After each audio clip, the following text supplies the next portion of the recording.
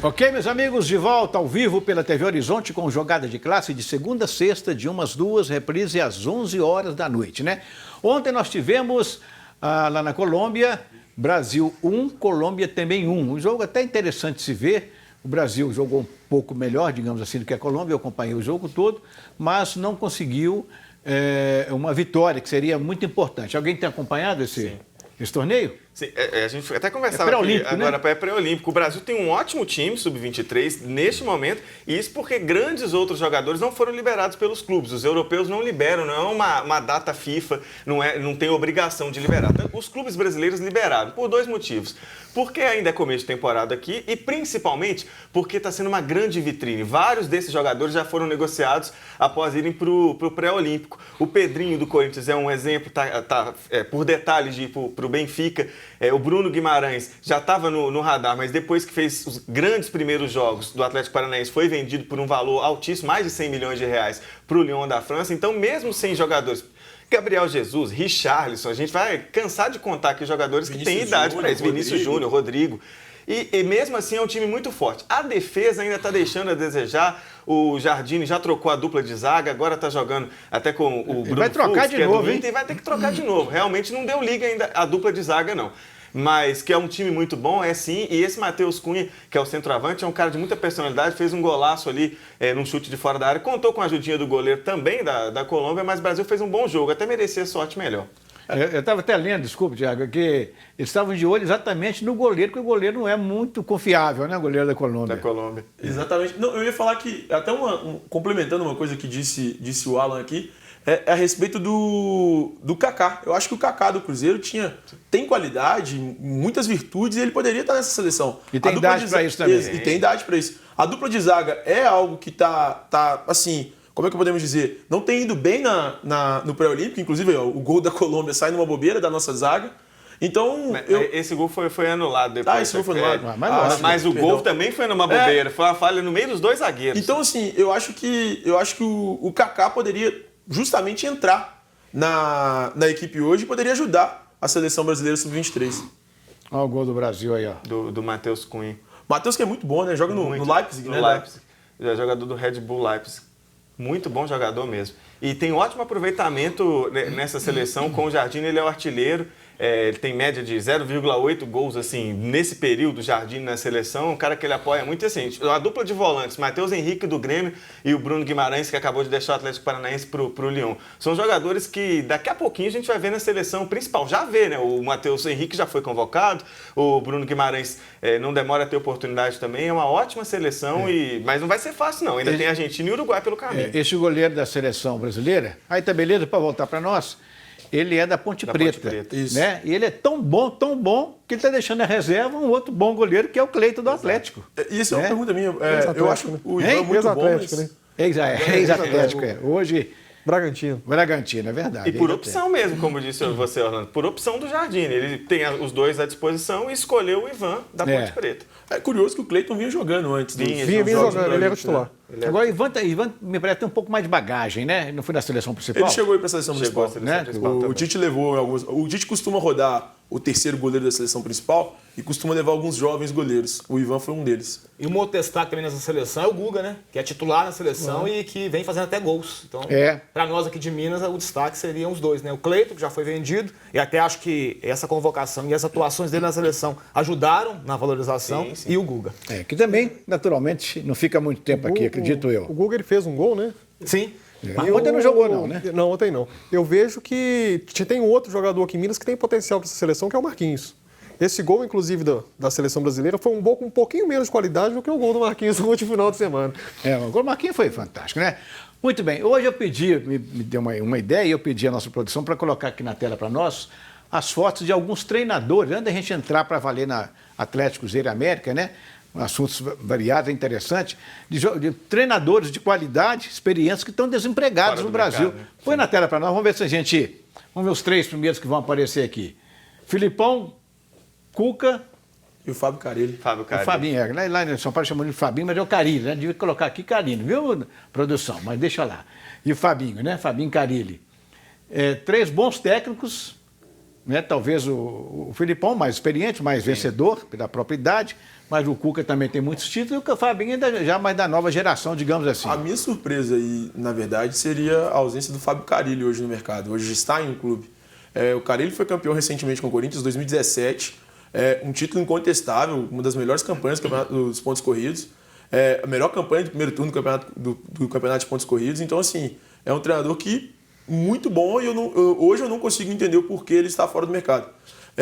O último trabalho dele no Corinthians não foi tão convincente assim, não à toa ele deixou também o clube. Não foi desastroso. Não acho que não tenha sido desastroso. Foi não. Não acho que tenha sido. Mas acho que ele poderia ter mais oportunidades hoje no mercado. Vamos ver outros 3 aí que estão desempregados? Tá aí, ó. Mancini, Marcelo Oliveira e Oswaldo de Oliveira. Desses aí, Orlando, o que causa estranheza, porque não é de hoje. O Marcelo Oliveira, ele teve grande sucesso aquele 2013 e 2014 com o Cruzeiro, foi campeão depois da Copa do Brasil com o Palmeiras, mas já mesmo com o título já era contestado. Inclusive só ficou de 2015 para 2016 por causa do título. Mas é impressionante como ele não conseguiu dar liga depois em outros clubes. Impressionante. E a gente não pode dizer que é porque o Cruzeiro tinha um timaço, porque foi ele que moldou aquele time e fez aqueles jogadores bons virarem ótimos jogadores. É impressionante, eu não vejo explicação por esse isolamento. Isso é um isolamento. O Marcelo foi talvez o técnico que mais até surpreendeu o cenário nacional, né? Que fez de um time comum campeão 2 vezes em 2 temporadas seguidas. Agora eu não vejo o trabalho de bastidores do Marcelo, né? Acho que isso conta muito, Orlando. Pois é, mas eu sinceramente, eu vou usar uma palavra que talvez no meio forte, eu acho uma covardia. E engraçado. Sabe, o Marcelo está desempregado até hoje. Ele chegou à final de Copa do Brasil 2 com o Curitiba, ainda ele chegou com o Cruzeiro em 2014, com o Palmeiras em 2015 foi campeão, e com o Atlético em 2016 foi vice-campeão. Agora, esses outros aí que são medianos, mas nem vale muito comentar. Você quer falar alguma coisa? Eu queria dizer, essa questão dos técnicos, a gente tem que contextualizar rapidamente falando, tá? É algo amplo, mas vamos resumir. Sim. O que acontece? Primeiro a gente vem no Brasil com não é moda, né? É um novo estilo de tendência, essa é a palavra. Tendência dos novos técnicos, surge, que foi puxada inclusive pelo Fábio Carille. Você tem o Carille, tem o Thiago, depois você tem com o Jorge Jesus uma nova tendência dos estrangeiros. E isso fechou um pouco o mercado para esses que são nomes renomados, são excelentes técnicos. Bem colocado. Bom, olha aí, mais 3 aí da pesada. Esse Jair Ventura não é tanto da pesada assim, mas teve um trabalho lá no Botafogo, sobressaiu, foi para o Santos. Morreu. Esteve no Corinthians. Morreu no sentido foi vice-campeão da Copa do Brasil com o Corinthians. Hein? Foi vice-campeão da Copa do Brasil com o Corinthians. Santos? Não, eu falei Santos, é Corinthians. Não, mas ele também teve Nós temos Santos também, é verdade. É isso mesmo. Tem aquele do Botafogo, que treinou o Botafogo, aquele gordinho, que me foge o nome dele, que é um bom treinador, que saiu da opção, né? Ele quis ir embora do Atlético Goianiense, se eu não me engano, falou assim, olha, eu não quero, vou voltar, tô com saudade da minha família. Mas o Barroca já está empregado, está no Curitiba. Está no Curitiba? Bom treinador. Mas aí o Mano Menezes? Para mim também é uma surpresa. Eu acho que assim, um cara que é bicampeão da Copa do Brasil recentemente, como foi, esteve no Palmeiras, imaginei que pudesse dar certo e, enfim, não sei o que aconteceu. Uma coisa interessante de São Paulo recusou 2 vezes essa decisão. Esse aqui não é por falta de convite que não está trabalhando. É porque ele é chato mesmo, né? Pronto. Esse é chato também. E você vai ter alguns aí que também é por falta de convite pelos altos investimentos. O Mano Menezes, por exemplo, para ganhar o que o Mano quer... O Mano quer não, né? O que ele acredita valer, e eu não vou discutir isso, é Flamengo, Palmeiras e esses clubes já estão mas no caso dele agora, nessa situação, foi falta de convite mesmo. Ele não recebeu convite. De janeiro, né? A gente não viu o nome dele ser cogitado. Mas é isso que eu estou dizendo, Orlando. Um time de menos potencial financeiro nem cogita. Nem cogita. Tem isso, é verdade. Mas o termo utilizado aqui antes, Orlando, de que há uma tendência no futebol nacional, acho que o fenômeno Jorge Jesus mudou muito. Aqueles 3 primeiros que apareceram aí, Filipão, Fábio Carille e qual que era o outro? Cuca. Eles foram especulados no Atlético. E muitos torcedores queriam esses 3 no Atlético, mas não. O Atlético preferiu sair e buscar no mercado sul-americano. Porque há uma tendência. O que fez o Santos? Buscou um português. Vamos ver. Esse Jair Ventura não tem muita história para contar. Morreu aí, né? Continua esperando um convite, não surge para ele. São esses 3? Faltou o Enderson Moreira também, que eu pedi, mas o Enderson Moreira dirigiu o Ceará, Série A. Né? Cadê o Enderson? Tinha que estar aqui. O Enderson Moreira, que dirigiu o América, também está aí. Chegou a ser cogitado agora lá. No América, mas não houve acordo lá, diretorias, etc e tal. E tem outros que a gente esquece, assim, no momento é natural, né? O Enderson tem um detalhe, Orlando, a informação até que os colegas trouxeram lá da Itatiaia, que acompanha o bastidores do América, o que o Enderson não fechou com o América. Hoje o Enderson está numa condição para o Enderson, aqui eu não estou nem avaliando se está certo ou está errado. O Enderson acredita que ele está numa prateleira, no mínimo na 2ª prateleira de treinadores do cenário nacional.